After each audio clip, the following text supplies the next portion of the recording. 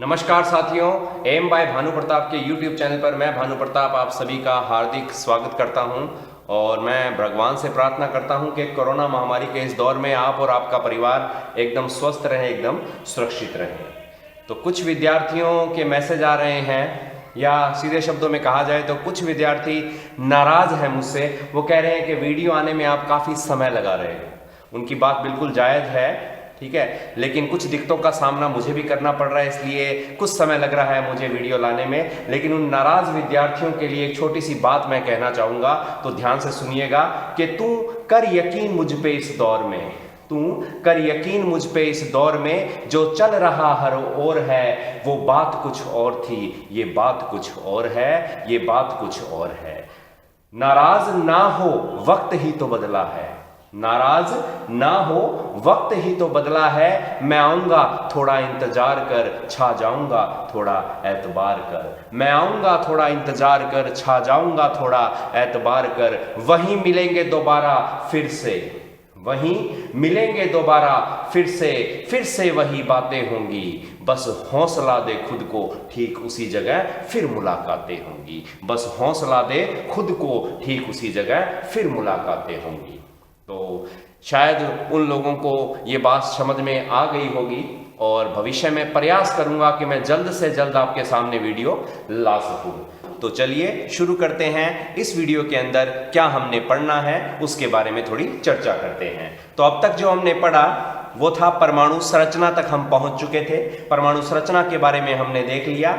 अब हमें उस मूल उप परमाणविक कण तक पहुंचना है जिसे विद्युत धारा कहा गया है। तो क्या है विद्युत धारा, ये आप सभी को ज्ञात है। उस इलेक्ट्रॉन शब्द तक हमें पहुंचना है। कहां पहुंचना है? इलेक्ट्रॉन तक। पहुंचाने को मैं सीधा इलेक्ट्रॉन आपको बता सकता हूं, लेकिन उसके लिए हमें पहले परमाणु संरचना के बारे में थोड़ा सा और जान लेते हैं। तो अब तक हमने परमाणु के बारे में पढ़ लिया था, अब बात करेंगे हम परमाणु संरचना की।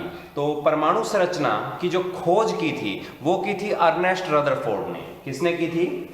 वैज्ञानिक अर्नेस्ट रदरफोर्ड।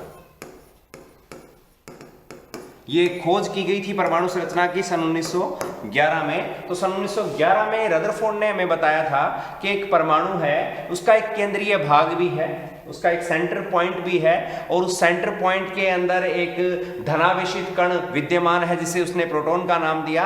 बाहरी कक्षाओं में घूमने वाले इलेक्ट्रॉनों की खोज प्रोटॉन से पहले ही हो चुकी थी, तो एक प्रॉपर संरचना हमें मिली। और फिर आगे जैसे जैसे वक्त बीतता गया तो आज के आधुनिक परमाणु के मॉडल को हमारे सामने प्रस्तुत किया गया, वही मैं आपको आज पढ़ाऊंगा। तो बात करते हैं परमाणु संरचना की। तो जब बात की जाए परमाणु संरचना की तो रदरफोर्ड को वो परमाणु संरचना का विचार कहां से आया? तो रदरफोर्ड ने बताया कि मैंने जो परमाणु मॉडल तैयार किया है या उसके द्वारा तैयार किया गया जो परमाणु मॉडल था वो हमारी प्रकृति से जुड़ा हुआ था। वो जुड़ा हुआ था हमारे सौर मंडल से। किससे? हमारे सौर मंडल यानी कि सोलर सिस्टम से। अगर सौर मंडल को देखा जाए तो सौर मंडल के अंदर बहुत सारे ग्रह हैं, जिनमें से पृथ्वी है, मंगल है, बुध है, बृहस्पति है, ये बहुत सारे ग्रह हैं। और ये एक केंद्रीय भाग अर्थात सूर्य है, एक केंद्रीय भाग जिसे किस नाम से जानते हैं हम? सूर्य के नाम से। और इस सूर्य के चारों ओर ये सभी ग्रह क्या काटते हैं? अभी चक्कर काटते हैं। तो सेम इसी से प्रेरित होकर, इसी सौर मंडल की संरचना से प्रेरित होकर रदरफोर्ड ने हमें परमाणु संरचना के बारे में बताया। तो रदरफोर्ड मॉडल जो है वो किससे जुड़ा हुआ है यदि आपसे पूछ ले तो कह सकते हो कि हमारे सौर मंडल से। तो अब इसी सौर मंडल के सिद्धांत के आधार पे जो परमाणु मॉडल हमारे सामने उपस्थित हुआ वो किस प्रकार का दिखता था तो उसको भी हम देख लेंगे। तो हमारे जो रदरफोर्ड द्वारा दिया गया एटॉमिक मॉडल था वो लगभग इस प्रकार का था भी। तो रदरफोर्ड ने कहा था कि परमाणु का एक केंद्रीय भाग होगा। इस केंद्रीय भाग को किस नाम से जाना जाएगा? इस केंद्रीय भाग को जिस नाम से जाना जाएगा उसको बोलते हैं नाभिक। क्या कहते हैं इसको? नाभिक। न्यूक्लियस इसको कहा जाता है। नाभिक के अंदर दो प्रकार के उपपरमाणविक कण उपस्थित हैं।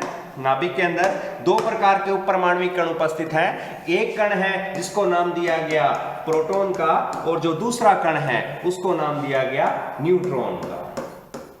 एक कण को प्रोटॉन कहा गया और एक कण को न्यूट्रॉन। और फिर कहते हैं कि परमाणु के बाहर कुछ कक्षाएं होती हैं और उन कक्षाओं में मुक्त अवस्थाओं में कौन घूमते रहते हैं, कौन विचरण करते रहते हैं, तो इन्हें नाम दिया गया किसका? इलेक्ट्रॉन का। और हमें कहां तक पहुंचना है, हमें इस इलेक्ट्रॉन तक पहुंचना है, लेकिन उससे पहले हमें इस परमाणु की संरचना के बारे में कुछ जानकारी उपलब्ध, सारी नहीं, मैंने कहा कुछ जानकारी उपलब्ध होना जरूरी है। तो ये था रदरफोर्ड मॉडल का एटॉमिक स्ट्रक्चर। एक बात इस स्ट्रक्चर में और ध्यान देने वाली है कि जिस समय रदरफोर्ड ने इस संरचना के बारे में हमें बताया, सन था लगभग 1911, उस समय तक न्यूट्रॉन की खोज नहीं हुई थी। उस समय तक न्यूट्रॉन की खोज नहीं हुई थी, अर्थात रदरफोर्ड के मॉडल में केंद्रीय भाग नाभिक में केवल कौन उपस्थित था? प्रोटॉन उपस्थित था। न्यूट्रॉन हमें मिला था सन 1932 के अंदर। कब मिला ये आगे चर्चा करेंगे अपने। एक बार आपकी सामान्य नॉलेज के लिए बता रहा हूं, न्यूट्रॉन मिला सन 1932 के अंदर, और 1932 के पश्चात इस प्रकार का एटॉमिक स्ट्रक्चर हमारे सामने आया। और आज 2021 में, और हो सकता है भविष्य में आगे, जब तक इसमें कोई बदलाव ना हो, यही स्ट्रक्चर हमारे सामने उपस्थित रहेगा। तो ये थी परमाणु संरचना का रदरफोर्ड मॉडल। ध्यान रखिएगा, रदरफोर्ड के अलावा भी बहुत सारे वैज्ञानिकों ने अपने अपने परमाणु संरचना के मॉडल प्रस्तुत किए हैं, लेकिन जो पूरी दुनिया में सर्वमान्य जो परमाणु एटॉमिक स्ट्रक्चर का जो मॉडल है वो रदरफोर्ड का ही है। ठीक है, तो ये थी परमाणु संरचना। अब बात करते हैं परमाणु संरचना के अंदर पाए गए इन 3 उप परमाणविक कण के बारे में। तो 3 उप परमाणविक कण में से मैं नंबर 1 मानूंगा प्रोटॉन को, दूसरे नंबर पे मान लेते हैं किसको? न्यूट्रॉन को, और तीसरे नंबर पे सबसे महत्वपूर्ण अर्थात किसको?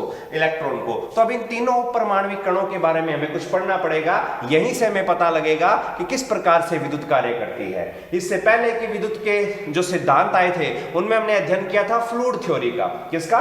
Fluid theory. एकल फ्लूइड थ्योरी भी थी, 2 फ्लूइड थ्योरी भी थी। अब उसी की तुलना इस एटॉमिक स्ट्रक्चर या परमाणु संरचना से करेंगे, तब वास्तव में आपकी इलेक्ट्रिसिटी का ज्ञान आपका बढ़ेगा। तो देखते हैं किस प्रकार से ये इलेक्ट्रॉन, प्रोटॉन और न्यूट्रॉन व्यवहार करते हैं और किस प्रकार से नजर आते हैं। तो अब हम पढ़ेंगे सबसे पहले प्रोटॉन के बारे में। तो क्या है प्रोटॉन? तो प्रोटॉन की जो खोज की थी उसके बारे में भी बहुत सारे डाउट हैं, लेकिन वो आज क्लियर कर दूंगा आपके मैं। तो प्रोटॉन के जो खोज करता है वो बोर्ड पे आपको नजर आ रहे होंगे, 2 व्यक्ति हैं भी।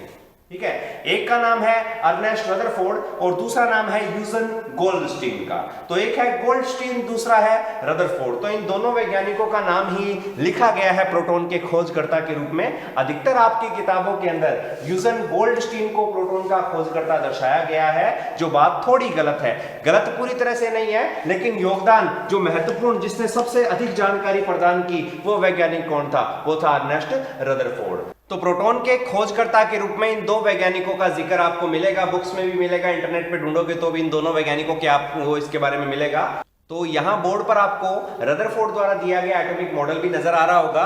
तो रदरफोर्ड का जो एटॉमिक मॉडल था उस दौर में सन 1919 के आसपास का, 1911 के आसपास का जो मॉडल था वो इस प्रकार का था। केंद्रीय भाग नाभिक, नाभिक के अंदर प्रोटॉन जो धनावेशित है और बाहरी कक्षा में ऋणावेशित इलेक्ट्रॉन क्या होते हैं? घूमते हैं। अब बात करते हैं थोड़ी प्रोटॉन के बारे में। तो सबसे पहले जो आपका परमाणविक कण जो मैं आपको पढ़ाऊंगा वो है प्रोटॉन। तो आप हेडिंग लगा लीजिए प्रोटॉन। तो क्या है प्रोटॉन, इसके बारे में समझना पड़ेगा कि रदरफोर्ड ने प्रोटॉन को खोजा कैसे। तो इसके बारे में आपने शायद अपनी 9वीं या 10वीं क्लास के अंदर विज्ञान के अंदर कुछ पढ़ा होगा।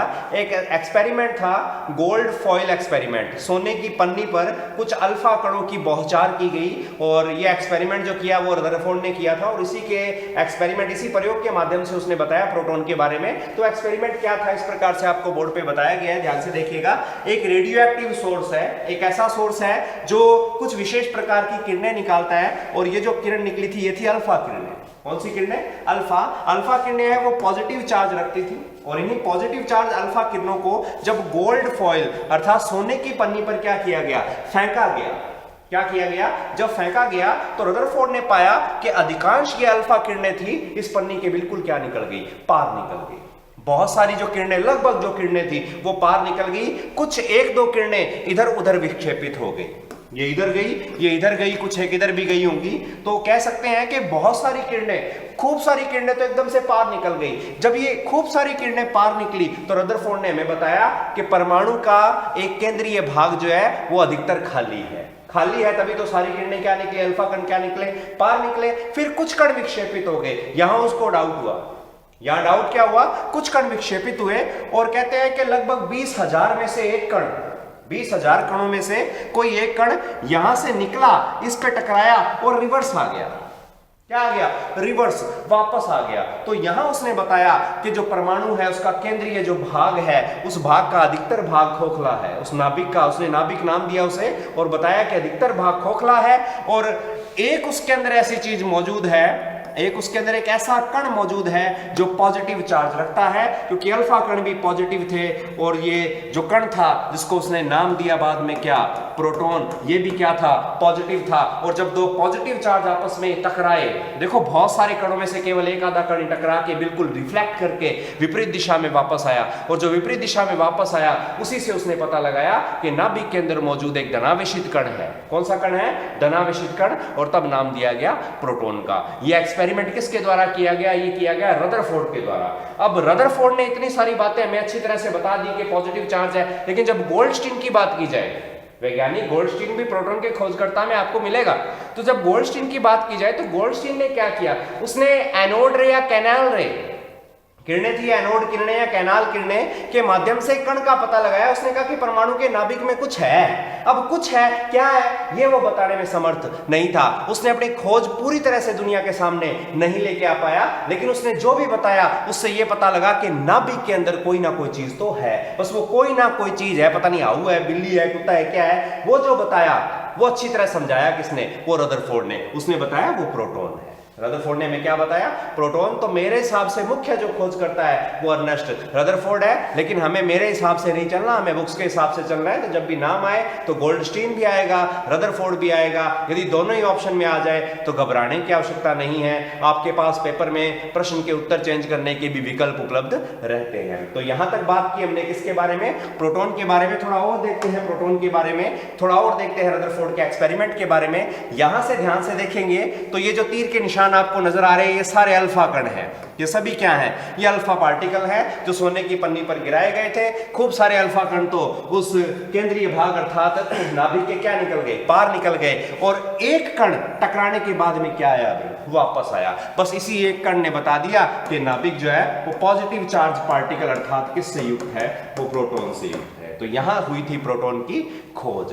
प्रोटॉन पर चार्ज तो हमें पता लग गया कि पॉजिटिव चार्ज है, लेकिन इसका मान कितना है। तो लिख लीजिएगा कि एक नाभिक के अंदर पाए गए प्रोटॉन पर जो चार्ज पाया जाता है, जो आवेश पाया जाता है, उस आवेश का मान होता है पॉजिटिव में 1.6 इंटू 10 की पावर -19 कूलाम। आवेश का मात्रक क्या होता है, कूलाम होता है। तो प्रोटॉन पर कितना आवेश पाया गया, 1.6 इंटू 10 की पावर -19 कूलाम। आवेश बहुत ही कम है, और इस आवेश की प्रवृत्ति क्या थी, धनात्मक थी, वो पॉजिटिव चार्ज था। अब बात करेंगे प्रोटॉन के द्रव्यमान की। तो प्रोटॉन का जो द्रव्यमान है, प्रोटॉन भारी कितना है, तो प्रोटॉन का द्रव्यमान यदि आपको लिखना हो तो आप लिख सकते हो प्रोटॉन का द्रव्यमान। प्रोटॉन का द्रव्यमान है 1.672 इंटू 10 की पावर -27 किलोग्राम। तो प्रोटॉन का द्रव्यमान है तो सही, लेकिन बहुत ही क्या है, कम। यदि यहाँ पे 10 की पावर देखोगे तो माइनस में कितनी है, 27, यानी कि प्रोटॉन प्रकृति का सबसे सूक्ष्म कण और बहुत ही कम द्रव्यमान रखने वाला है। आगे पढ़ेंगे तो और पता लगेगा, इससे भी कम द्रव्यमान वाला कण हमारे पास उपलब्ध है। तो ये था प्रोटॉन का द्रव्यमान। अब बात करते हैं प्रोटॉन के साइज की, कि प्रोटॉन कितना बड़ा है। तो साइज को यहाँ पर कई बार व्यास से व्यक्त किया जाता है। तो प्रोटॉन का जो व्यास है वो होता है 1 इंटू 10 की पावर -15 मीटर। 1 इंटू 10 की पावर -15 मीटर इसका साइज होता है। ये नाभिक में रहता है, स्थिर रहता है, किसी भी प्रकार की कोई गति नहीं करता। तो ये थी महत्वपूर्ण बातें किसके बारे में, प्रोटॉन के बारे में। अब बात करते हैं दूसरे उपपरमाणविक कण की, जिसका नाम है न्यूट्रॉन। क्या नाम है उसका, न्यूट्रॉन।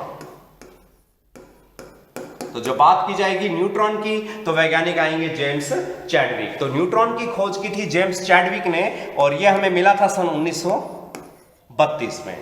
कौन से सन में, सन 1932 में। विज्ञान ने एकदम से तरक्की नहीं की है, बहुत समय लगा है। आज के टाइम में हम विज्ञान के कह सकते हैं कि तरक्की के उच्चतम स्तर पर हैं। हमने ऐसी ऐसी मशीनें बना ली है कि हम नए तत्वों का निर्माण भी करने का प्रयास कर रहे हैं। तो भविष्य में क्या होगा ये हमें नहीं पता, लेकिन आज तक जो बातें हैं उनके बारे में जानना आपको जरूरी है। तो न्यूट्रॉन की खोज की थी जेम्स चैडविक ने, सन था 1932 का। तो चैडविक ने हमें बताया कि जो न्यूट्रॉन है उस पर कोई आवेश नहीं पाया जाता, यानी कि ये अनावेशित है। न्यूट्रॉन जो है वो आवेश रहित है, यानी कि इस पे कोई भी आवेश नहीं है। न्यूट्रॉन आवेश रहित उपपरमाणविक कण है, ना तो इस पे कोई धनावेश है और ना ही इस पे कोई ऋणावेश है, यानी कि ना तो ये पॉजिटिव है और ना ये नेगेटिव है। यह भी नाभिक में रहता है, न्यूट्रॉन भी कहां रहता है? नाभिक के अंदर रहता है। इसके द्रव्यमान की यदि बात की, अब आवेश तो है नहीं तो उसकी वैल्यू तो हमारे पास अनुपलब्ध है, आवेश ही नहीं है तो वैल्यू का ही की। अब बात की जाए यदि इसकी द्रव्यमान की, तो न्यूट्रॉन का जो द्रव्यमान है वो प्रोटॉन के बिल्कुल द्रव्यमान के आसपास का ही है। तो देखेंगे, बात करते हैं न्यूट्रॉन के द्रव्यमान की। तो न्यूट्रॉन का जो द्रव्यमान है वो होता है 1.674 इंटू 10⁻⁻27 किलोग्राम। तो न्यूट्रॉन का द्रव्यमान है 1.674 इंटू 10⁻⁻27 किलोग्राम। साइज इसका प्रोटॉन के बिल्कुल समान है, यानी कि 1 इंटू 10⁻15 मीटर। तो ये थी बात किसके बारे में? न्यूट्रॉन के बारे में। एक बात और, यदि आपसे पूछा जाए कि एक परमाणु का सबसे भारी उपपरमाणविक कण कौन सा है, तो ध्यान रखना आपका उत्तर क्या होगा? वो होगा न्यूट्रॉन। सबसे भारी उपपरमाणविक कण कौन सा होगा? न्यूट्रॉन। क्योंकि यदि द्रव्यमान की बात की जाए तो द्रव्यमान प्रोटॉन और न्यूट्रॉन का सिमिलर है, लेकिन प्रोटॉन के द्रव्यमान में था 1.672 और यहाँ 1.674। तो यदि इन दोनों का द्रव्यमान, बाकी घात 10⁻27 दोनों में लगी हुई है, कोई दिक्कत नहीं है, लेकिन यदि हैवीएस्ट सब एटॉमिक पार्टिकल यानी कि सबसे भारी उपपरमाणविक कण की बात की जाए तो वो कौन होगा? वो न्यूट्रॉन होगा। इस प्रश्न को याद रख लीजिएगा। अब बात करते हैं तीसरे और अंतिम उपपरमाणविक कण की, जिससे हमें जरूरत थी, जिस तक हमें पहुंचना था, और वो कौन है? वो है इलेक्ट्रॉन। तो अब बात करेंगे हम किसकी? इलेक्ट्रॉन की। तो इलेक्ट्रॉन की खोज जो हुई थी वो हो गई थी सन 1897 में। कौन से सन में? सन 1897 में हमें इलेक्ट्रॉन मिल गया। और खोजकर्ता कौन थे? जे थॉमसन, यानी कि जोसेफ जॉन थॉमसन। तो जे थॉमसन ने एक विशेष उपपरमाणविक कण के बारे में बताया जिसे नाम दिया गया इलेक्ट्रॉन का। अब इलेक्ट्रॉन के बारे में क्या महत्वपूर्ण बातें हैं वो भी आप लिखना चाहो तो लिख सकते हो कि इलेक्ट्रॉन वह उपपरमाणविक कण है जो किसी परमाणु के बाहरी कक्षाओं में मौजूद रहता है। कहां मौजूद रहता है? बाहरी कक्षाओं में। और बाहरी कक्षाओं में मौजूद रहकर ये नाभिक के चारों ओर क्या काटता है? चक्कर काटता है। तो इस प्रकार की थ्योरी हमारे पास उपलब्ध है। अब बात करते हैं इलेक्ट्रॉन की कुछ महत्वपूर्ण बातों के बारे में। तो इलेक्ट्रॉन के खोजकर्ता के बारे में आपको मैंने बता दिया गया है। अब बात करते हैं इसके चार्ज का। सबसे महत्वपूर्ण इलेक्ट्रॉन का आवेश। तो इलेक्ट्रॉन पर जो आवेश है, यदि वो अंक देखे जाएं, वो आंकड़े देखे जाएं, वो नंबर देखे जाएं, गणितीय आंकड़े देखे जाएं, तो बिल्कुल प्रोटॉन के जैसे हैं, यानी कि 1.6 इंटू 10⁻⁻19 कूलाम। तो आवेश यदि आंकिक दृष्टिकोण से, अंकों की दृष्टिकोण से देखा जाए तो जो प्रोटॉन का है वही किसका है? भी इलेक्ट्रॉन का। लेकिन इसकी प्रवृत्ति विपरीत होती है। प्रोटॉन धनावेशित था, इलेक्ट्रॉन ऋणावेशित है। तो इलेक्ट्रॉन पर आवेश का मान -1.6 इंटू 10⁻⁻19 कूलाम आवेश मौजूद रहता है। यहां से थोड़ी सी एक बात और कर लेते हैं। हमने पढ़ी थी फ्लूइड थ्योरी। कौन सी थ्योरी? Fluid theory. जब हमने फ्लूइड थ्योरी पढ़ी थी तो दो प्रकार के फ्लूइड हमें बताए गए थे रॉबर्ट साइमर के द्वारा। एक था पॉजिटिव फ्लूइड और दूसरा था नेगेटिव फ्लूइड। तो सेम वो फ्लूइड थ्योरी जो सन 1759 के आसपास प्रचलित थी, वो आज के दौर में भी लगभग कामयाब है। लेकिन नाम थोड़े बदल गए हैं। फ्लूइड नहीं है। पॉजिटिव चार्ज पार्टिकल को हम क्या बोलते हैं? भी हम प्रोटॉन के नाम से जानते हैं, और नेगेटिव चार्ज पार्टिकल को हम इलेक्ट्रॉन के नाम से जानते हैं। तो यह थ्योरी जो साइमर ने उस समय के दौरान दी थी, वो आज भी लगभग स्टिक बैठती है। यानी कि वैज्ञानिक गलत नहीं थे। हाँ, विज्ञान की उन्नति नहीं हुई थी, मशीनें नहीं थी, इतने उपकरण नहीं थे, संसाधन नहीं थे, कंप्यूटर नहीं था, तो शायद मुख्य चीजों को ढूंढने में वो विफल रहे। लेकिन उन्हीं के दिशा निर्देशों में, यानी कि उन्होंने कुछ बताया, तभी आगे के और लोगों ने उस पर सोचने का, विचारने का प्रयास किया, और आज हमें जो मिला वो एकदम परफेक्ट है। तो अब बात करते हैं इलेक्ट्रॉन के द्रव्यमान के बारे में। तो इलेक्ट्रॉन का द्रव्यमान कितना है? तो इलेक्ट्रॉन का जो द्रव्यमान है वो है 9.109 इंटू 10⁻31 किलोग्राम। तो इलेक्ट्रॉन का जो द्रव्यमान है, जिसे हम भार भी कहते हैं कई बार, तो इलेक्ट्रॉन का द्रव्यमान है 9.109 इंटू 10⁻31 किलोग्राम, यानी कि काफी हल्का। माइनस में घात जैसे से बढ़ेगी, ठीक है। प्रोटॉन का अगर बात की जाए तो -27 था, इलेक्ट्रॉन का -31, तो घात माइनस में बढ़ने का मतलब है द्रव्यमान और क्या हो रहा है? कम। तो इलेक्ट्रॉन प्रोटॉन से भी क्या है? हल्का है। कितना हल्का है? तो कई जगह लिखा हुआ है कि इलेक्ट्रॉन जो है वो प्रोटॉन से 1845 गुना क्या है भी, हल्का है, वजन में ये हल्का है। कितने गुना 1845, कई जगह 45 की जगह 1840 भी लिखा हुआ है, तो 5 से कोई ज्यादा फर्क नहीं पड़ता, ध्यान रखना। 1840-45 में 5 का फर्क है। एक छोटी सी कहावत है, जहां हाथी तुलते हैं वहां गधे और घोड़े कान में जाते हैं, तो इतनी सी बात का ध्यान रखना। तो 5 का कोई ज्यादा महत्व नहीं है। अब बात करते हैं साइज की। तो इसका व्यास यदि देखा जाए तो इलेक्ट्रॉन का जो व्यास है वो है 1 × 10⁻18 मीटर। तो इसका व्यास भी प्रोटॉन और न्यूट्रॉन के व्यास से काफी कम है। उनका माइनस में 15 था, इसका माइनस में 18 था। तो यहां तक जो बातें की है वो बातें सारी की सारी किसके बारे में है? इलेक्ट्रॉन के बारे में। तो यही वो इलेक्ट्रॉन है जिसके प्रवाह को विद्युत धारा कहा जाता है। और एक बात यदि आपसे पूछा जाए कि कौन सी चीज आसानी से चल सकती है, हल्की या भारी, तो जाहिर सी बात है आपका उत्तर होगा हल्की चीजें। तो तौल के देख लो, आंकड़े देख लो, हल्का कौन है? इलेक्ट्रॉन। आसानी से चलाया किसे जा सकता है? इलेक्ट्रॉन को। तो ये है इलेक्ट्रॉन के बारे में कुछ महत्वपूर्ण बातें। याद रखना, समझने का प्रयास करना। जो महत्वपूर्ण बात है, सबसे महत्वपूर्ण बात यदि बात की जाए इलेक्ट्रॉन की, तो वो है उसका आवेश। इलेक्ट्रॉन का जो आवेश है उसके मान को याद रखना। आंकिक दृष्टिकोण से देखा जाए तो प्रोटॉन के समान, लेकिन प्रवृत्ति बिल्कुल क्या है? विपरीत। प्रोटॉन का प्लस में था, इलेक्ट्रॉन का माइनस में है। तो ये था इलेक्ट्रॉन जो मौजूद रहता है परमाणु के नाभिक के चारों ओर कक्षाओं में, और लगातार कहते हैं नाभिक के चारों ओर क्या काटता है? चक्कर। ये चक्कर किस तरह से काटता है, कैसा होता है, तो इसको आप एक वीडियो के माध्यम से, एक डायग्राम के माध्यम से आप लोग देख सकते हो। तो मैं दिखाने का प्रयास करूंगा आपको। तो देखिए किस प्रकार से एक इलेक्ट्रॉन जो है वो नाभिक के चारों ओर घूमता रहता है। तो इस प्रकार से एक परमाणु संरचना बनती है। तो कहने का मतलब नाभिक ये रहा, नाभिक के चारों ओर कक्षाओं में लगातार कौन परिक्रमा कर रहे हैं? इलेक्ट्रॉन परिक्रमा कर रहे हैं, और ये लगातार परिक्रमा करते रहते हैं। अब जब परमाणु संरचना के बारे में और ज्यादा पढ़ेंगे तो हमें बहुत सारी चीजें और भी पढ़ने को, सीखने को मिलेगी। अब थोड़ी उनकी बात भी कर लेते हैं। तो अब शुरू करते हैं थोड़ा नेक्स्ट टॉपिक आपका। तो आप एक हेडिंग लगा सकते हो, परमाणु संरचना के नियम। तो एटॉमिक स्ट्रक्चर जो है वो कुछ नियमों पर आधारित है। एक बात और भाई, अच्छी तरह से ये बात आप लोग जान लीजिए कि ये जो नियम है, परमाणु संरचना के जो नियम है, हमने परमाणु संरचना का अध्ययन करके लिखे हैं, ना कि हमारे लिखने के बाद में ये ऐसे काम करने लगे हैं। बात समझ में आई होगी शायद आपको कि परमाणु संरचना के बारे में जो जो बातें हैं वो अध्ययन करने के पश्चात लिखकर आपको बताई गई है, ना कि हमारे लिखने के बाद में ये इलेक्ट्रॉन चलने लगे। पहले तो चलते ही नहीं थे, पहले तो प्रोटॉन कहीं और ही पड़ा जाता था, नाभिक में था ही नहीं। रदरफोर्ड भाई साहब ने सब कुछ बताया तो प्रोटॉन कह रहे मेरी जगह तो ये है ही नहीं, मेरे को नाभिक में आना था। ऐसा नहीं है, ध्यान रखना।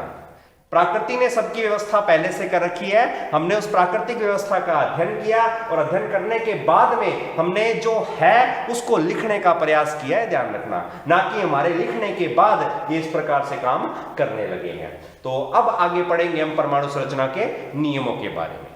तो क्या है वो नियम? तो आप हेडिंग लगा सकते हो, परमाणु संरचना के नियम। और सबसे पहला नियम जो है वो ये है कि परमाणु में विद्यमान जो कक्षाएं हैं, किसी तत्व के परमाणु के नाभिक के चारों ओर कुछ क्या होती है भी? कक्षाएं। कैसी दिखती है तो वो भी हम देख लेते हैं। हम कह सकते हैं कि परमाणु का एक केंद्रीय भाग है जिसे हम पॉजिटिव चार्ज न्यूक्लियस यानी कि नाभिक कहते हैं। और इस नाभिक के अंदर दो प्रकार के कण उपस्थित हैं। एक कण जो पॉजिटिव चार्ज रखता है और एक कण जो कोई चार्ज नहीं रखता। जो पॉजिटिव चार्ज रखता है उसको हमने नाम दिया P से प्रोटॉन, नेगेटिव चार्ज रखता है उसको हमने नाम दिया न्यूट्रॉन। और फिर नाभिक के चारों ओर बहुत सारी कक्षाएं होती है। इन कक्षाओं को ऑर्बिट्स कहा जाता है या शेल भी कहते हैं। कक्षा को ऑर्बिट या क्या कहा जाता है? शेल। और इन शेल के बारे में मैं बताया था, एक वैज्ञानिक था, इसका नाम था निल्स बोर। तो एक बोर मॉडल भी है, बोर बरी मॉडल जिसे हम कहते हैं। तो एक फॉर्मूला भी है, उसके बारे में भी चर्चा करेंगे। तो मैं बताया गया कि परमाणु का केंद्रीय भाग जो नाभिक है उसके चारों ओर विभिन्न कक्षाओं में, विभिन्न संख्याओं में इलेक्ट्रॉन क्या होते हैं? भी घूमते हैं। कौन घूमते हैं? इलेक्ट्रॉन। अब ये कितने होते हैं, कैसे व्यवस्थित होते हैं, उसके बारे में भी कुछ नियम है, उनका अध्ययन हम आगे करेंगे। तो नाभिक के चारों ओर उपस्थित इन कक्षाओं में, विभिन्न संख्याओं में, विभिन्न कक्षाओं में कौन परिक्रमा करते रहते हैं? इलेक्ट्रॉन परिक्रमा करते रहते हैं। ये जो तीसरा उपपरमाणविक कण है, यही से मैंने क्या लिखा है? इलेक्ट्रॉन लिखा है। अब नियम क्या है? तो नियम यह है कि नाभिक के चारों ओर उपस्थित जो कक्षाएं हैं उनमें से कक्षाओं को जो नाम दिए गए हैं वो है K, L, M, N। यानी कि नाभिक के सबसे समीप वाली कक्षा को कहा गया कक्षा K, फिर दूसरी को L, M, N, O, P। यदि किसी तत्व की परमाणु संरचना और बड़ी है तो इस प्रकार से हम आगे बढ़ते जाएंगे। तो यहां पर एक नियम सामने आता है आपके कि कक्षाओं में इलेक्ट्रॉन का वितरण कैसे करें। तो किसी तत्व के परमाणु के अंदर मौजूद कक्षाओं में, बाहरी कक्षाओं में इलेक्ट्रॉन किस प्रकार से व्यवस्थित होंगे, कौन सी कक्षा में कितने इलेक्ट्रॉन आएंगे, तो वो इलेक्ट्रॉन का वितरण किस आधार पर किया जाता है, उसके लिए आपकी किताबों में IIT लेवल की बात कर रहा हूं, ध्यान रखना। इससे आगे बहुत कुछ है, मैं सिर्फ बहुत ही थोड़ा बताऊंगा आपको, क्योंकि यदि ये पढ़ाने लग गए तो हम शायद उस इलेक्ट्रिसिटी तक पहुंच ही नहीं पाएंगे और बहुत समय लग जाएगा। तो बात करते हैं उस फॉर्मूले की, उस सूत्र की, जिसके माध्यम से प्रथम 4 कक्षाओं में इलेक्ट्रॉन का वितरण किया जाता है, और वो फॉर्मूला है आपका 2n², जिसे आप 2n2 भी कहते हो। 2n² फॉर्मूले के हिसाब से कक्षा जो आपकी है प्रथम 4 कक्षाओं को जाना गया है k के नाम से, l, m और n के नाम से। तो k, l, m, n इन कक्षाओं में कितने इलेक्ट्रॉन आ सकते हैं अधिकतम, उसकी संख्या का निर्धारण 2n² से कर सकते हैं। तो n यहां पर है कक्षा की संख्या, कक्षा की संख्या। इसका मतलब k पहली कक्षा है, l दूसरी कक्षा है, m तीसरी कक्षा है और n चौथी कक्षा है। तो इनमें अधिकतम कितने इलेक्ट्रॉन आ सकते हैं वो इस सूत्र से हम कर सकते हैं। तो सबसे पहले कक्षा k में ये फॉर्मूला अप्लाई करके देखते हैं। तो 2 तो आएगा ही इंटू n, n यानी कि कक्षा की संख्या, कितने नंबर कक्षा, 1 नंबर, तो 1 की स्क्वायर। तो कक्षा k में अधिकतम कितने इलेक्ट्रॉन, 2 इंटू 1 की स्क्वायर, कितने आएंगे, 2 इलेक्ट्रॉन। उसके बाद में कक्षा l, 2 तो आएगा इस सूत्र के हिसाब से। कक्षा कौन सी, दूसरी, 2 का स्क्वायर, 2 दूनी 4, 4 दूनी 8, तो दूसरी कक्षा में कितने इलेक्ट्रॉन आ जाएंगे, 8 इलेक्ट्रॉन आ जाएंगे। उसके बाद में बात करें कक्षा नंबर 3, तो 2 तो आएगा ही, इंटू कक्षा कौन सी, तीसरी, 3 की स्क्वायर, 3 की स्क्वायर कितनी, 9, 9 को 2 से गुणा किया, कितना आया, 18, तो तीसरी कक्षा में कितने इलेक्ट्रॉन, 18 इलेक्ट्रॉन। उसके बाद में बात करेंगे चौथी कक्षा, तो 2 इंटू 4 की स्क्वायर, 4 की स्क्वायर 16, 16 का गुणा 2 से करेंगे तो कितना आएगा भी, 32।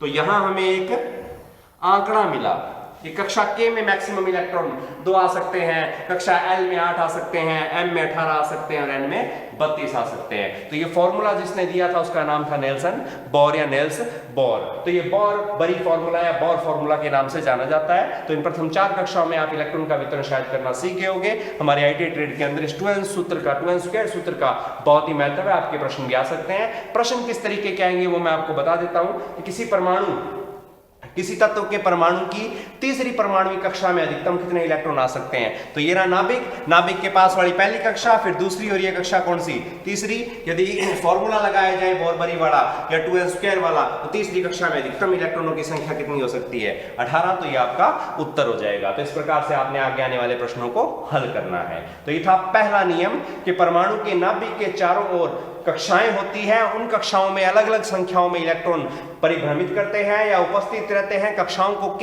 l, m, n आदि नामों से जाना जाता है। इन कक्षाओं में उपस्थित इलेक्ट्रॉनों की संख्या ज्ञात करने के लिए एक फॉर्मूला पर काम में लाया जाता है, वो फॉर्मूला है 2n²। इस 2n² फॉर्मूले को जब हमने लगाया तो हमें पता लगा कि पहली कक्षा k के अंदर इलेक्ट्रॉन अधिकतम 2, दूसरी कक्षा में अधिकतम इलेक्ट्रॉन 8, तीसरी में 18 और चौथी में अर्थात कितने इलेक्ट्रॉन आ सकते हैं, 32 इलेक्ट्रॉन आ सकते हैं। उसके बाद बात करेंगे हम नियम नंबर 2 की। तो नियम नंबर जो दूसरा है वो आपको बताता है 2 तरह की गतियां।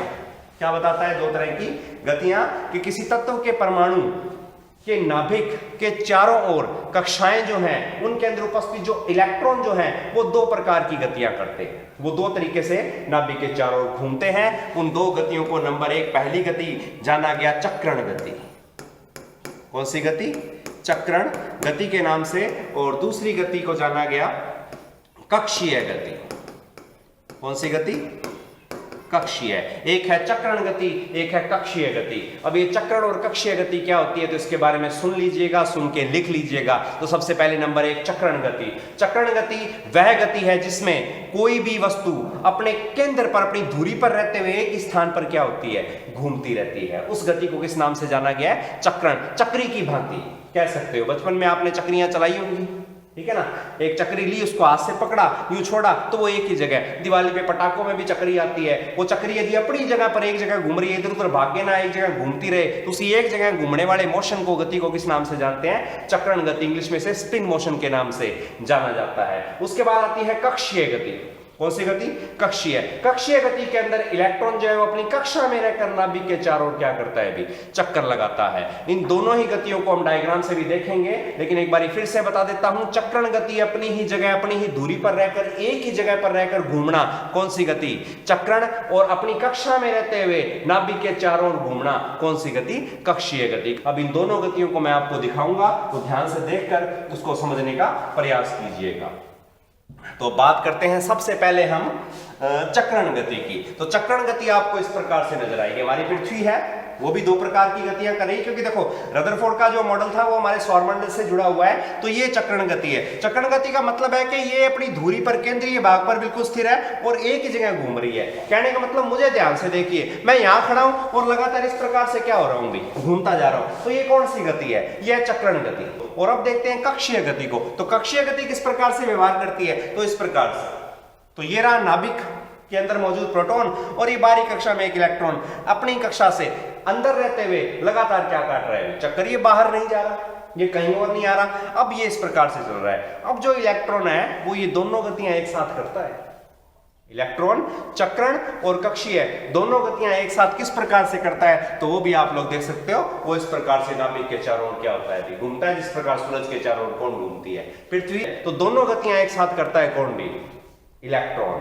और यही आपके दो नियम बनते हैं, या दो तरह की गतियां बनती है कि इलेक्ट्रॉन जो है वो नाभिक के चारों ओर दो गतियां पूर्ण करता है, एक को चक्रण गति और दूसरी को बोलते हैं कक्षीय गति। उसके बाद में बात करेंगे नियम तीसरे की। तीसरा और सबसे महत्वपूर्ण जो नियम है वो आपको याद रखना भी जरूरी होगा और आपको उसके बारे में पता भी होगा। तो अगला नियम जो परमाणु संरचना का है वो ये कहता है कि किसी भी तत्व के परमाणु की नाभिक के समीप स्थित कक्षा के अंदर ऊर्जा का मान सबसे कम होता है, और जैसे जैसे ये कक्षाएं बढ़ती जाती हैं, हर कक्षा में उपस्थित इलेक्ट्रॉनों में ऊर्जा का मान भी क्या होता रहता है? बढ़ता रहता है। तो बात करेंगे हम नेक्स्ट टॉपिक की, जिसको बोलते हैं एनर्जी लेवल। तो सबसे पहले मैं एक एटॉमिक मॉडल तैयार करता हूं यहाँ पे। तो परमाणु का केंद्रीय भाग, जिसे आप किस नाम से जानते हो भाई? नाभिक के नाम से। तो ये केंद्रीय भाग है, ये हो गया नाभिक, और इस नाभिक के चारों ओर मौजूद है क्या? भी कक्षाएं। क्या मौजूद है? कक्षाएं। ये कितनी भी हो सकती है वो हम आगे चर्चा करेंगे। तो इन कक्षाओं में कौन उपस्थित रहते हैं? इन कक्षाओं में अलग अलग संख्याओं में कौन उपस्थित रहते हैं? इलेक्ट्रॉन। और किस इलेक्ट्रॉन में कितनी ऊर्जा विद्यमान होगी, इसके लिए भी एक नियम है, उसको बोलते हैं एनर्जी लेवल का नियम। अब वो एनर्जी लेवल या ऊर्जा स्तर क्या होता है कि ये नाभिक के समीप स्थित कक्षा, यानी कि जिसको हम पहली कक्षा कहते हैं, इसके अंदर जो भी इलेक्ट्रॉन होंगे उनमें ऊर्जा सबसे कम। फिर दूसरी कक्षा के अंदर उपस्थित इलेक्ट्रॉन में ऊर्जा थोड़ी सी बढ़ जाएगी, तीसरी में ऊर्जा थोड़ी और बढ़ जाएगी, और चौथी में, यानी कि जैसे जैसे कक्षाएं बढ़ती रहेंगी ऊर्जा का मान भी बढ़ता रहेगा। तो नाभिक के समीप स्थित कक्षा में ऊर्जा सबसे कम और नाभिक से सबसे दूर स्थित कक्षा में ऊर्जा का मान सबसे क्या होता है? ज्यादा होता है। ये भी एक परमाणु संरचना का नियम है। उसके बाद में नेक्स्ट जो नियम आपने लिखना है वो ये है कि किसी तत्व के परमाणु में सामान्य अवस्था में, किसी भी तत्व के परमाणु के अंदर सामान्य अवस्था में जब तक कि कोई छेड़खानी ना की जाए, दो परमाणविक कणों की संख्या बिल्कुल बराबर होती है। तो किसी तत्व के परमाणु में सामान्य अवस्था में प्रोटॉन और इलेक्ट्रॉन दोनों की संख्या एक दूसरे के बिल्कुल क्या होती है? भी बराबर होती है। यदि किसी तत्व के नाभिक के अंदर 10 प्रोटॉन हो तो उसके बाहरी कक्षाओं में घूमने वाले इलेक्ट्रॉनों की कुल संख्या भी कितनी होगी? 10 ही होगी। यानी कि जितना पॉजिटिव चार्ज है उतना ही क्या होता है? नेगेटिव चार्ज होता है। तो एक बार फिर से थोड़ा पीछे चलते हैं, जो पीछे आपको पढ़ाया गया फ्लूइड थ्योरी। फ्लूइड थ्योरी में रॉबर्ट साइमन की दो फ्लूइड थ्योरी में हमें एक बात पता लगी थी कि किसी पदार्थ की सामान्य अवस्था के अंदर जितना धनावेश होता है उतना ही क्या होता है? ऋणावेश, यानी कि कुल धनावेश कुल ऋणावेश के तुल्य है, और परिणामी आवेश का मान उस कंडीशन में क्या होता है? शून्य होता है। तो किसी तत्व के परमाणु में इलेक्ट्रॉन की संख्या प्रोटॉन की संख्या के सामान्य अवस्था में बिल्कुल बराबर है, और इस स्थिति के अंदर परमाणु आवेश रहित होता है। जब कुल परमाणु के कुल आवेश की बात की जाए तो कहते हैं उस पर कोई आवेश नहीं होता, क्योंकि जितना पॉजिटिव चार्ज है उतना ही नेगेटिव चार्ज है। कुल क्या होता है इनका जोड़? तो ये है 10 प्लस के, और इसमें जोड़ने हैं माइनस के 10, यानी कि ये तो पॉजिटिव चार्ज है प्रोटॉन का, ये नेगेटिव चार्ज है किसका? इलेक्ट्रॉन का। और यदि इन दोनों को जोड़कर यदि मैथ यदि आपको थोड़ी बहुत आती हो तो इनका जो योग आएगा, परिणामी आवेश आएगा, वो कितना आएगा? वो 0 आएगा। तो सामान्य अवस्था में हर परमाणु, हर पदार्थ का, हर तत्व का परमाणु जो है वो आवेश रहित होता है। क्यों होता है? क्योंकि प्रोटॉन और इलेक्ट्रॉन की संख्या उसमें बराबर होती है। तो इसके बारे में भी आपको पता होना चाहिए। अब नेक्स्ट जो टॉपिक है वो है आपका परमाणु भार, यानी कि एटॉमिक वेट। तो टॉपिक की हेडिंग लगा लो परमाणु भार, या इसको बोलते हैं द्रव्यमान संख्या। परमाणु भार या द्रव्यमान संख्या या एटॉमिक वेट भी इसे इंग्लिश में कहा जाता है। तो ये क्या चीज है? तो इसकी डेफिनेशन नोट करना चाहो तो आप नोट कर सकते हो कि किसी भी तत्व के परमाणु के नाभिक में उपस्थित प्रोटॉन व न्यूट्रॉन की कुल संख्या परमाणु भार कहलाती है। दोबारा से देखो, किसी भी तत्व के नाभिक में उपस्थित, कौन कौन है नाभिक में उपस्थित? प्रोटॉन और न्यूट्रॉन। तो किसी तत्व के परमाणु के नाभिक में उपस्थित प्रोटॉन और न्यूट्रॉन की कुल संख्या, कुल मतलब योग कर रहा है, प्रोटॉन जितने हैं न्यूट्रॉन जितने आपस में जोड़ दो, आपको क्या मिलेगा? परमाणु का भार मिल जाएगा। मान लेते हैं किसी तत्व के पास 10 प्रोटॉन है और उसके पास 12 न्यूट्रॉन है, उस तत्व का परमाणु भार कितना हो जाएगा? अभी वो 22 हो जाएगा। इसको किलोग्राम में नापा नहीं जाता, सिर्फ ये क्या होती है? एक संख्या। तो किसी तत्व का परमाणु भार यदि एटॉमिक वेट आपसे पूछ लिया जाए तो डेफिनेशन में क्या लिखोगे? किसी तत्व के परमाणु के नाभिक में उपस्थित प्रोटॉन और न्यूट्रॉन की कुल संख्या उस तत्व का परमाणु भार कहलाता है। तो याद रखना इस चीज को, परमाणु भार। यहां से आपके कुछ प्रश्न बनते हैं, उसके बारे में थोड़ी सी चर्चा कर लेते हैं। आपका प्रश्न किस तरीके का आएगा वो मैं बता देता हूं। प्रश्न आएगा, किसी तत्व का परमाणु भार आपको दे दिया, किसी तत्व का जो परमाणु भार है वो है 40। कितना है?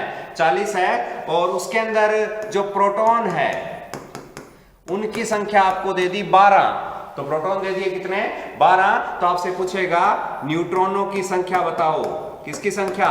न्यूट्रॉन। तो आपको न्यूट्रॉन ज्ञात करने होंगे। इसके लिए फॉर्मूला अप्लाई करना पड़ेगा, बहुत आसान है। परमाणु भार बराबर होता है प्रोटॉन प्लस में न्यूट्रॉन। भार हमें दिया गया है कितना? 40। प्रोटॉन हमें दिए गए हैं कितने? 12। प्लस में क्या ज्ञात करना है? न्यूट्रॉन। मैथ के सरल से फॉर्मूले यदि यहाँ अप्लाई करोगे आप, बहुत आसान है। वज्रगुणा, पक्षांतरण, ये सब आपको आना चाहिए। एक छोटी सी प्रश्नावली है बोर्ड मास, वो आपको आनी चाहिए, आसानी से कर लोगे। किसका मान ज्ञात करना है? एन का, न्यूट्रॉन का। तो एन के प्लस में 12 है, जब इसका पक्ष बदला जाएगा तो 40 के किस में आ जाएंगे? माइनस में। तो न्यूट्रॉन बराबर हो जाएगा 40 माइनस 12, यानी कि न्यूट्रॉन कितने हो गए? 28। तो इस तत्व के परमाणु के नाभिक में प्रोटॉन जो 12 थे, न्यूट्रॉन कितने निकल के आए? 28। 12 और 28 मिलके कुल कितने हो गए? 40। ये 40 दोनों का योग है प्रोटॉन और न्यूट्रॉनों का, यही कहलाता है तत्व का परमाणु भार। तो ये टॉपिक था परमाणु भार। अब आपका नेक्स्ट जो टॉपिक है वो है परमाणु क्रमांक। नेक्स्ट टॉपिक जो हम पढ़ेंगे उसका नाम है परमाणु क्रमांक।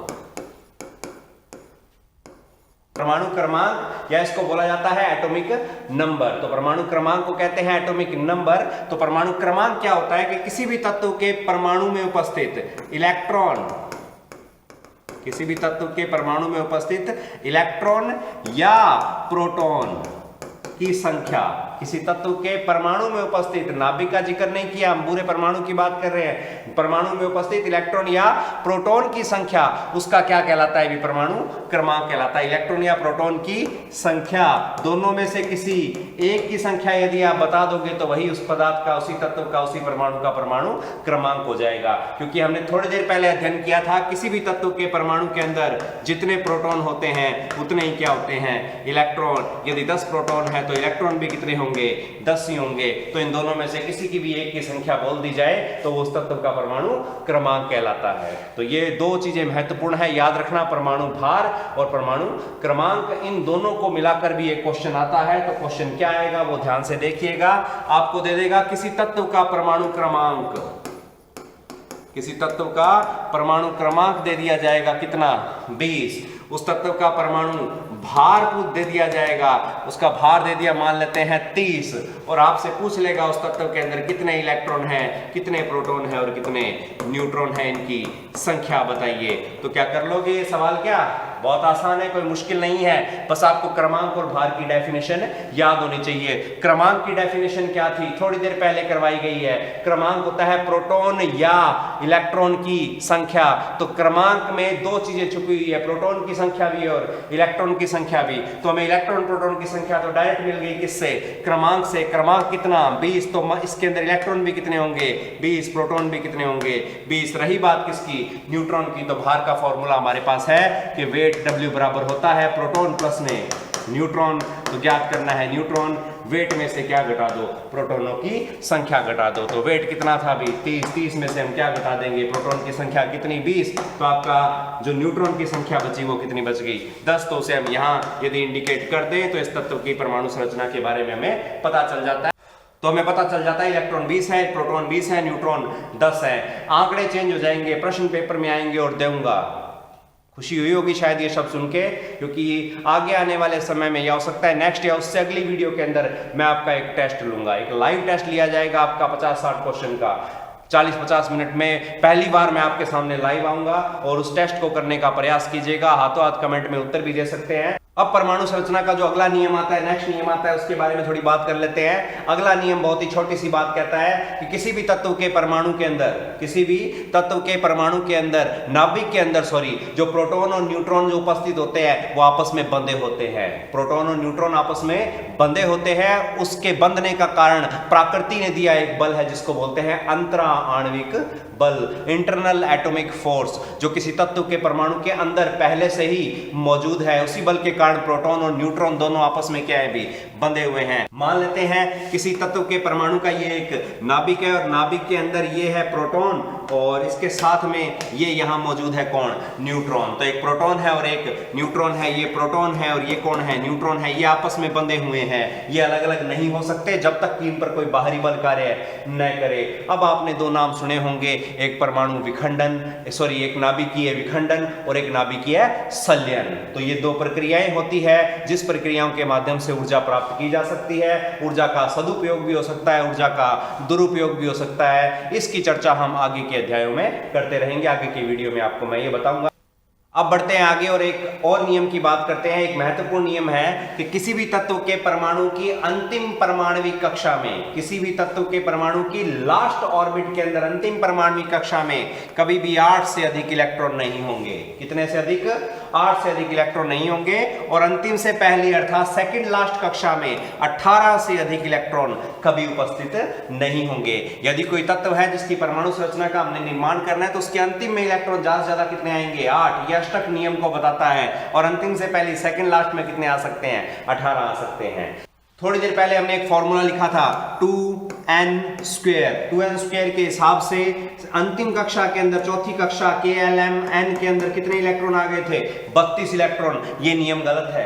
नियम इलेक्ट्रॉन के डिस्ट्रीब्यूशन करने के बहुत हैं, बहुत सारे नियमों में एक प्रिंसिपल आता है, उसको बोलते हैं ऑफ बाउ प्रिंसिपल। कौन सा प्रिंसिपल, ऑफ बाउ। ऑफ बाउ प्रिंसिपल के हिसाब से इलेक्ट्रॉनों का वितरण किया जाता है, 2n² के हिसाब से भी किया जाता है। सब मिलीजुली सरकार है, लेकिन हमारी इलेक्ट्रिकल ट्रेड के अंदर केवल प्रथम 4 कक्षाओं के बारे में बताने को मैं आपको ऑफ बाउ प्रिंसिपल भी समझा सकता हूं, लेकिन वो किसी काम का हमारे इलेक्ट्रिकल ट्रेड में नहीं है, उसकी जरूरत भी हमें नहीं है, इसलिए मैं उसके बारे में ज्यादा चर्चा नहीं करूंगा। हम बढ़ेंगे अपने नेक्स्ट टॉपिक के बारे में। एक बार फिर से बता देता हूं, नियम क्या था कि अंतिम कक्षा के अंदर 8 से अधिक कभी इलेक्ट्रॉन नहीं आएंगे और अंतिम से पहली कक्षा में कभी भी 18 से अधिक इलेक्ट्रॉन नहीं आएंगे।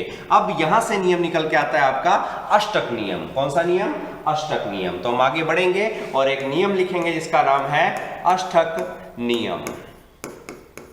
ऑक्टल लॉ भी कहते हैं, अष्टक नियम भी कहते हैं। अब ये नियम क्या है तो इसको ध्यान से सुनिएगा कि प्रकृति में जितने भी तत्व हैं, जितने भी तत्व के परमाणु हैं, जब उनको आपस में मिलाया जाता है, रासायनिक क्रियाएं करवाई जाती है, नए पदार्थों का अर्थात यौगिकों का निर्माण जब करवाया जाता है, तो वो निर्माण कैसे हुआ, तो उस नियम को समझने के लिए इस अष्टक नियम को बनाया गया है। तो अष्टक नियम क्या कहता है कि प्रत्येक तत्व का परमाणु, प्रत्येक तत्व का परमाणु सदैव यह प्रयास करेगा कि उसकी अंतिम परमाणविक कक्षा में 8 इलेक्ट्रॉन पूरे हो जाए।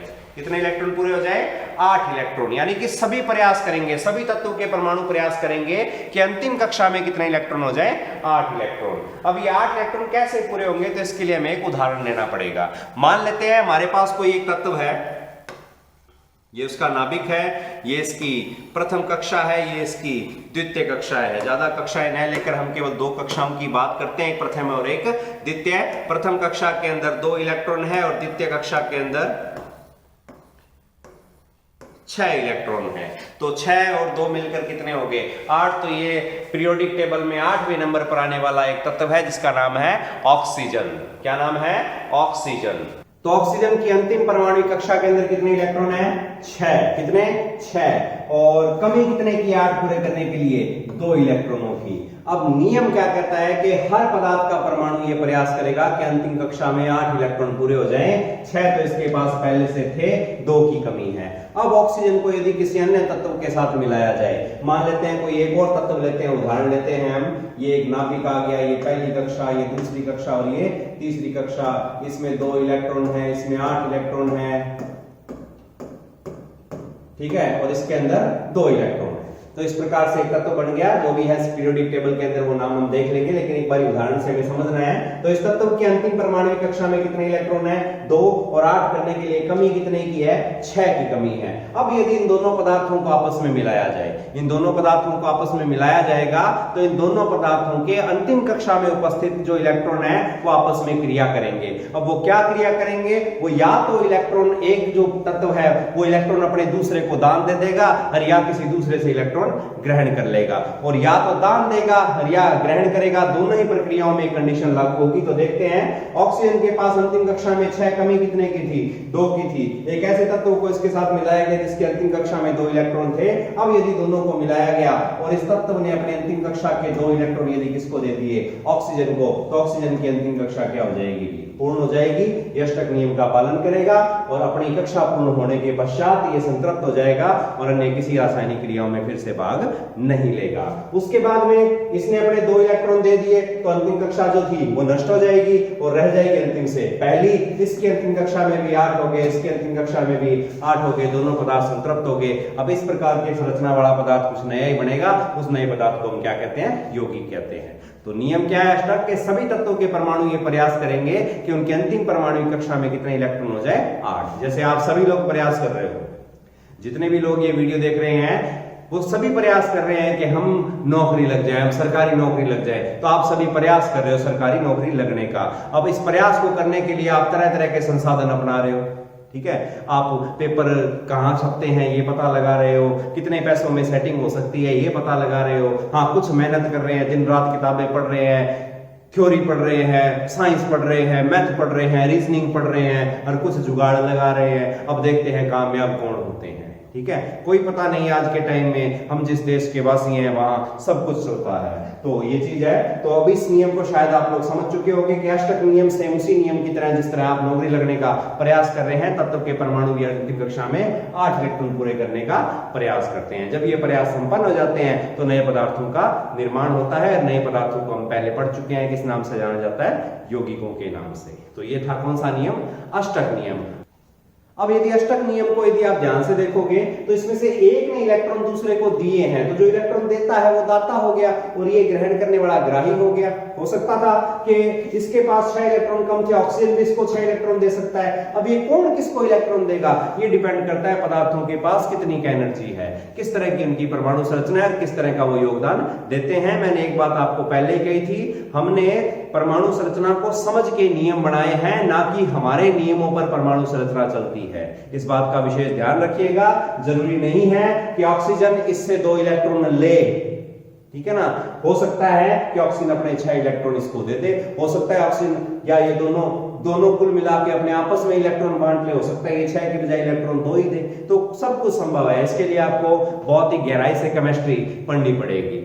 अब नेक्स्ट जो टॉपिक आपका है वो इलेक्ट्रॉन के बारे में ही है और इलेक्ट्रॉन के 2 प्रकार मैं आपको बताऊंगा। एक का नाम है संयोजी इलेक्ट्रॉन और एक का नाम है मुक्त इलेक्ट्रॉन। विज्ञान की बहुत सारी शाखाएं हैं जिनमें से एक है भौतिक विज्ञान और एक है रसायन विज्ञान। हमारी ट्रेड इलेक्ट्रिसिटी है उसमें भौतिक विज्ञान का ज्यादा इस्तेमाल होता है और केमिस्ट्री अर्थात रसायन विज्ञान के अंदर भी इलेक्ट्रॉन शब्द का ज्यादातर प्रयोग किया जाता है। अब ये क्या चीज है तो उसी आधार पर इलेक्ट्रॉनों को 2 प्रकार से वर्गीकृत किया जाता है। तो एक होता है आपका संयोजी इलेक्ट्रॉन। कौन सा इलेक्ट्रॉन? संयोजी इलेक्ट्रॉन। और दूसरा इलेक्ट्रॉन जो है उसको बोलते हैं मुक्त इलेक्ट्रॉन। दूसरा है आपका मुक्त इलेक्ट्रॉन। तो दो प्रकार के इलेक्ट्रॉनों का हमने अध्ययन करना है। तो कौन है संयोजी, कौन है मुक्त, तो इसके लिए हम एक छोटा सा डायग्राम बना लेते हैं ताकि इन दोनों को समझने में हमें आसानी हो सके।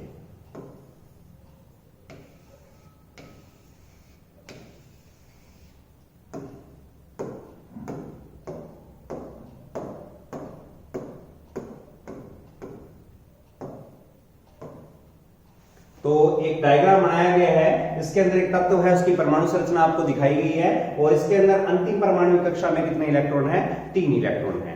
अब क्या चीज है संयोजी इलेक्ट्रॉन, तो इसकी डेफिनेशन आप लिख सकते हो कि किसी भी तत्व के परमाणु की अंतिम परमाणविक कक्षा में उपस्थित सभी इलेक्ट्रॉन संयोजी इलेक्ट्रॉन कहलाते हैं।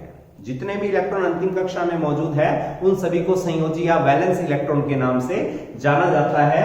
यदि एक इलेक्ट्रॉन है तो भी वो संयोजी है, 2 है तो भी संयोजी है, 3 है तो भी संयोजी, 4, 5, 6, 7 और अधिकतम अंतिम में कितने आ सकते हैं, 8। तो इनमें से कोई भी संख्या यदि अंतिम कक्षा में उपलब्ध इलेक्ट्रॉनों की है तो उसको हम किस नाम से जान सकते हैं, संयोजी इलेक्ट्रॉनों के। अब ये संयोजी इलेक्ट्रॉन जो अंतिम कक्षा में मौजूद हैं ये करते क्या है, तो ये संयोजी इलेक्ट्रॉन दूसरे तत्वों के परमाणुओं के संयोजी इलेक्ट्रॉनों के साथ, ये तो एक तत्व है, कोई और तत्व भी होगा जिसके पास नाभिक होगा, जिसके पास कक्षाएं होंगी, जिसके पास कुछ ना कुछ इलेक्ट्रॉन होंगे। तो ये जो संयोजी इलेक्ट्रॉन इसके अंतिम कक्षा में है, ये जो संयोजी इलेक्ट्रॉन इसके अंतिम कक्षा में है, तो ये भी संयोजी है, ये भी संयोजी है। अब किसी भी तत्व के परमाणु की अंतिम कक्षा में उपस्थित ये संयोजी इलेक्ट्रॉन आपस में रासायनिक क्रियाएं संपादित करवाते हैं। रासायनिक क्रियाओं के दौरान कौन से इलेक्ट्रॉन आपस में जुड़ते हैं, संयोजी इलेक्ट्रॉन। और एक तत्व का संयोजी इलेक्ट्रॉन जब दूसरे तत्व के संयोजी इलेक्ट्रॉन से जुड़ता है तो जुड़कर बनाता है संयोजी बंध,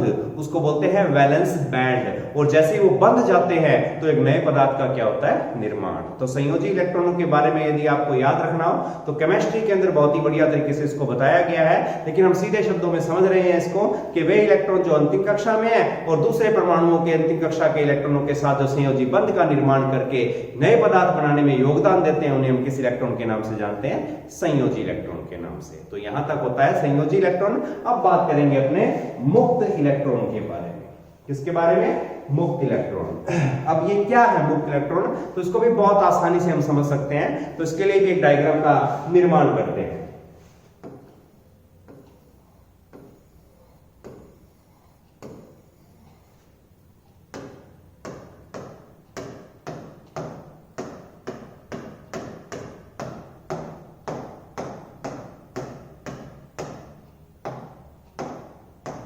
तो क्या चीज है मुक्त इलेक्ट्रॉन, उसको समझने के लिए इस डायग्राम को हम देखेंगे।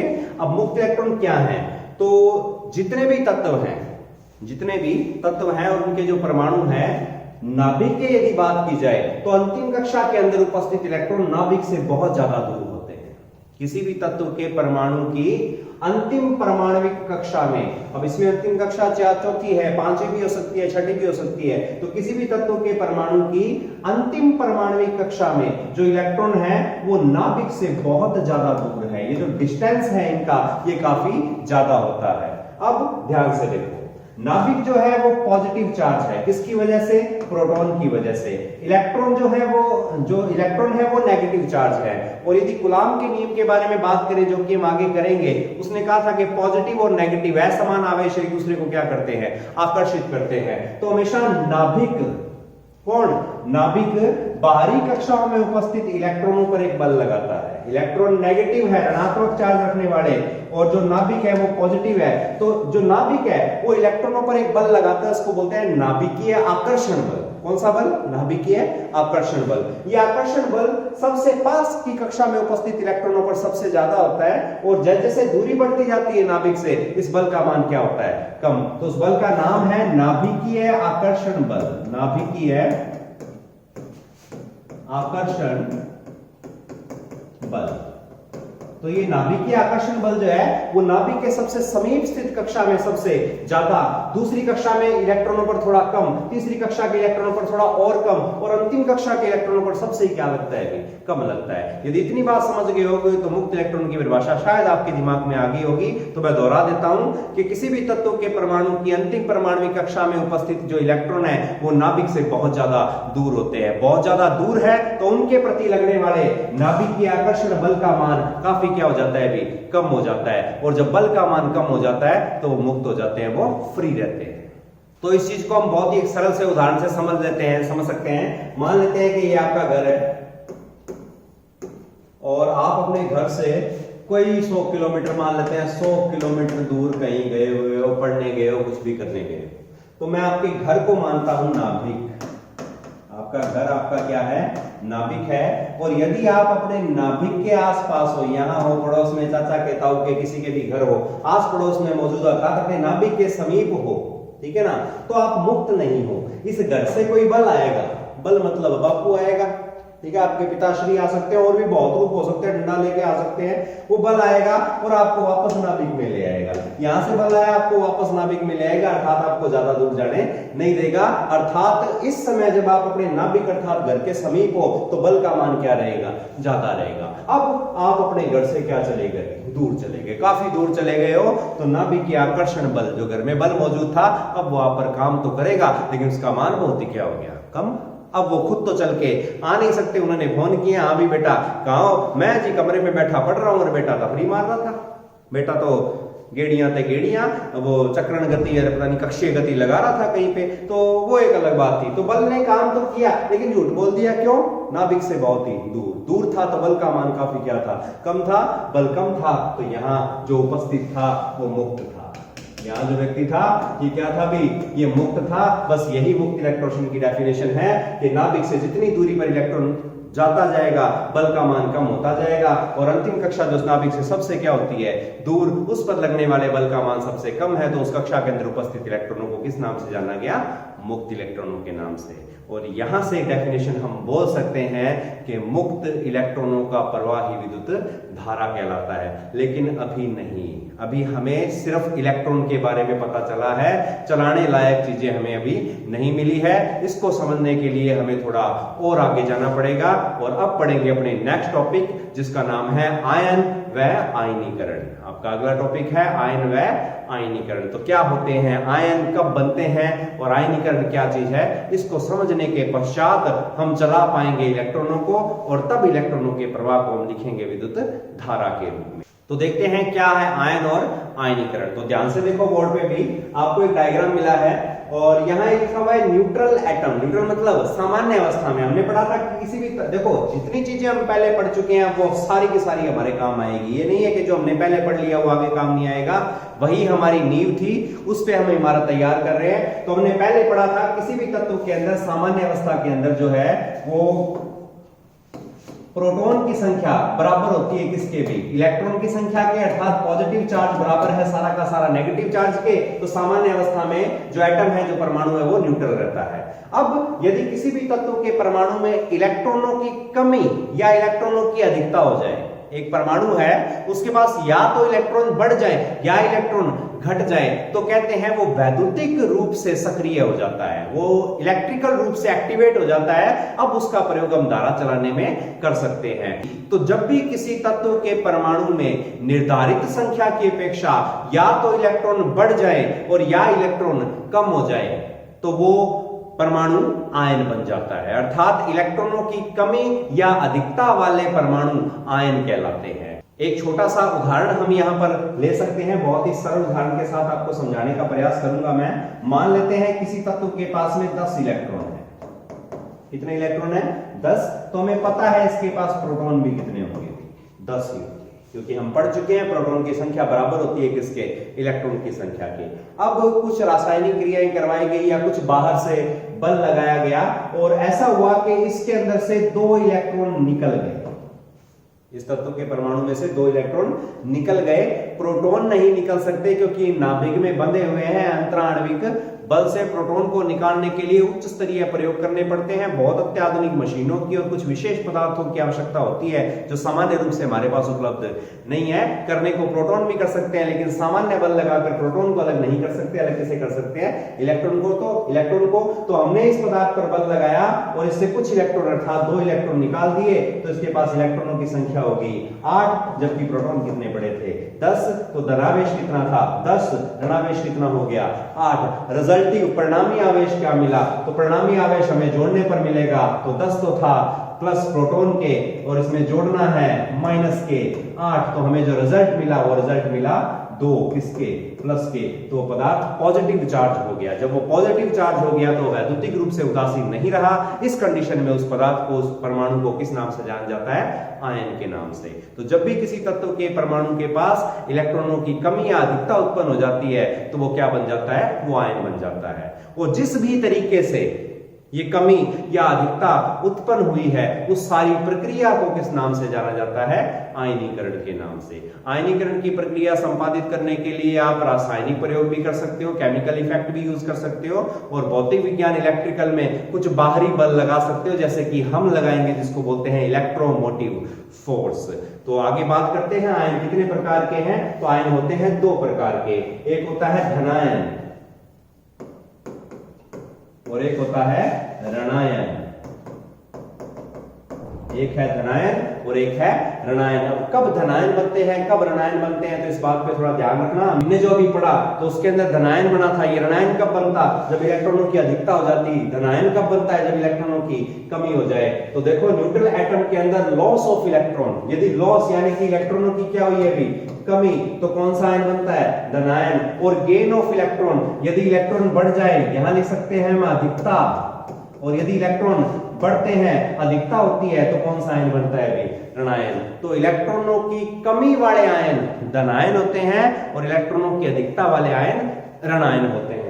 ये आयन हमने क्यों पढ़े? क्योंकि इन्हीं आयनों की बदौलत आपकी धारा प्रवाहित होती है। किसी भी cell, battery, machine, generator, alternator के अंदर 2 टर्मिनल होते हैं, उनमें से एक टर्मिनल जो है वो पॉजिटिव होता है और दूसरा कौन सा होता है? नेगेटिव। यह पॉजिटिव और नेगेटिव टर्मिनल जो बने हैं वो आपके इन्हीं आयनों की वजह से बने हैं, इन्हीं इलेक्ट्रॉनों की कमी या इलेक्ट्रॉनों की अधिकता से बने हैं। तो यहां तक पढ़ लेने के पश्चात हम आगे जा सकते हैं। इलेक्ट्रॉन हमें मिल चुका है, संयोजी और मुक्त में हमने प्रभेद कर लिया। अब हम मुक्त को लेके चलेंगे। तो हाँ, अब हम पहुंच चुके हैं विद्युत धारा की डेफिनेशन तक, यानी कि अब हम लिख सकते हैं कि क्या है वास्तव में वैद्युतिक करंट या इलेक्ट्रिक करंट या विद्युत धारा। तो आपका नेक्स्ट टॉपिक है इलेक्ट्रिक करंट यानी कि विद्युत धारा।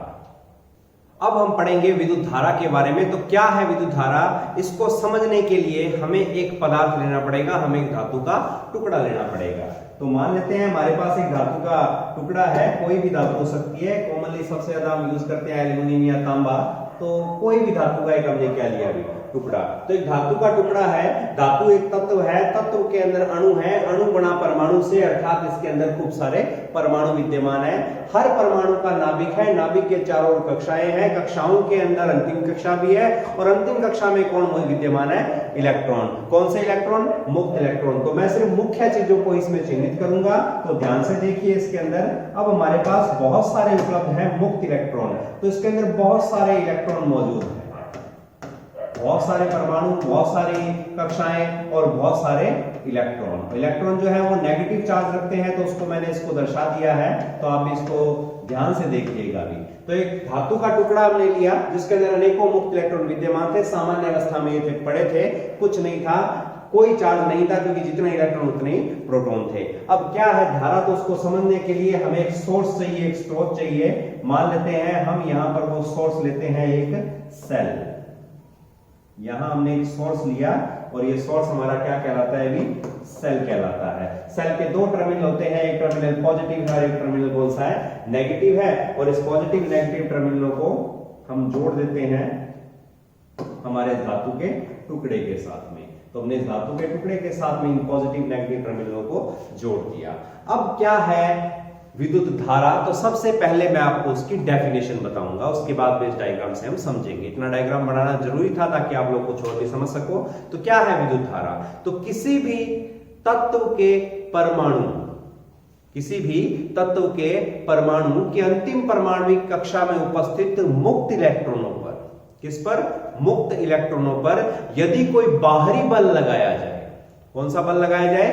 बाहरी बल लगाया जाए, तो उन इलेक्ट्रॉनों को एक परमाणु से दूसरे परमाणु में विस्थापित किया जा सकता है।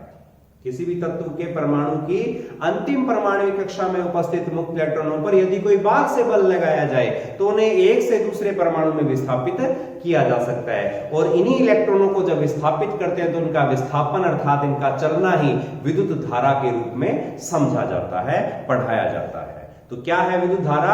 तो मुक्त इलेक्ट्रॉन के प्रवाह को ही विद्युत धारा कहते हैं। अब ये मुक्त इलेक्ट्रॉन प्रवाहित कैसे होते हैं? पड़े पड़े प्रवाहित नहीं होंगे, एक लगाना पड़ेगा बल, वो बल देगा हमें एक स्रोत जिसको हमने नाम लिया सेल, और ये जो बल देता है उस बल को हम बोलते हैं EMF, इलेक्ट्रोमोटिव फोर्स।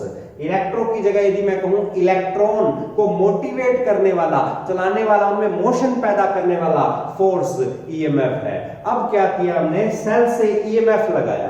किस पर लगाया? इन मुक्त इलेक्ट्रॉनों पर। जैसे ही सेल से EMF आरोपित हुआ इन मुक्त इलेक्ट्रॉनों पर, इन मुक्त इलेक्ट्रॉनों पर क्या लगा? भी एक बल लगा। क्या लगा? एक बल लगा। ये बल किस पर कार्य किए? इन सभी मुक्त इलेक्ट्रॉनों पर। और जैसे ही मुक्त इलेक्ट्रॉनों पर एक बल कार्य किया तो ये मुक्त इलेक्ट्रॉन क्या होने लगे? भी चलने लगे। ठीक है, तो क्या गलती बता सकते हो बोर्ड पर क्या है? अगर आप पढ़े हो, आपने ITI में स्टडी की है, इलेक्ट्रिकल ट्रेड का नॉलेज रखते हो, तो एक छोटी सी गलती मैंने यहां जानबूझकर की है, क्या वो आप बता सकते हो? बिल्कुल बता पाओगे यदि आपने ध्यान दिया हो कि ये जो बल लगाया है इसकी दिशा इस प्रकार की नहीं होगी। तो वो किस प्रकार की दिशा होगी उसको भी हम समझेंगे। तो उसके लिए पहले इसको थोड़ा हटा देते हैं। अब जो बल काम करेगा तो यहां पर कूलाम का नियम भी काम करेगा। ध्यान से देखिएगा, ये माइनस चार्ज है, नेगेटिव चार्ज यहां पर आरोपित किया गया और पॉजिटिव चार्ज यहां पर आरोपित किया गया। तो यहां से एक बल लगा, नेगेटिव बल लगा इन इलेक्ट्रॉनों पर, और माइनस माइनस एक दूसरे को प्रतिकर्षित करते हैं। प्रतिकर्षित मतलब धकेलते हैं। तो यहां से जो बल लगा, जो फोर्स लगा, जो इलेक्ट्रोमोटिव फोर्स लगा, उसने इलेक्ट्रॉनों को धक्का मारा। ये इलेक्ट्रॉन धक्का खा के आगे गया, जब इसको धक्का मारा उसके अगले को धक्का, ऐसे करते करते ये सारे के सारे इलेक्ट्रॉन जो है पॉजिटिव चार्ज की ओर आकर्षित हुए और अपना रास्ता क्या कर लिया? भी पूरा कर दिया। और इस प्रकार से चलने लगते हैं इलेक्ट्रॉन। और इन्हीं इलेक्ट्रॉनों के चलने को हम किस नाम से जानते हैं? इलेक्ट्रिक करंट के नाम से जानते हैं। तो क्या है विद्युत धारा? कि मुक्त इलेक्ट्रॉनों के प्रवाह को विद्युत धारा कहते हैं। और ये इलेक्ट्रॉन कब चलते हैं? जब इन पर कोई बाहरी बल लगाते हैं। हमारे द्वारा लगाए गए बाहरी बल को किस नाम से जानते हैं? EMF के नाम से जानते हैं। ये EMF कहां से उत्पन्न किया जाता है? ये सेल से उत्पन्न किया जाता है, ये अल्टरनेटर से उत्पन्न किया जाता है, ये जनरेटर से उत्पन्न किया जा सकता है। इसके बहुत से तरीके हमने खोज लिए हैं, आगे के अध्यायों में हम उसका अध्ययन करेंगे। तो यहां तक हमने पढ़ लिया विद्युत धारा के बारे में, जो आपका एक महत्वपूर्ण टॉपिक था। और जब हमें आधुनिक विद्युत धारा के बारे में पता चल गया तो हम वैद्युतिक थ्योरी को आगे, इलेक्ट्रिकल थ्योरी को आगे बढ़ा सकते हैं। तो आज की वीडियो में इतना ही, क्योंकि वीडियो काफी लंबी हो जाएगी यदि मैं इसी वीडियो में आपको और चीजें करवाऊंगा। तो आज की वीडियो में बस इतना ही। आगे की वीडियो में इससे भी आगे लेके चलेंगे, विद्युत धारा के प्रभावों का अध्ययन करेंगे, मशीनों तक जाएंगे, सेल, बैटरी, बहुत कुछ पढ़ना बाकी है। तब तक के लिए इंतजार कीजिए। नमस्कार, धन्यवाद, जय हिंद, जय भारत।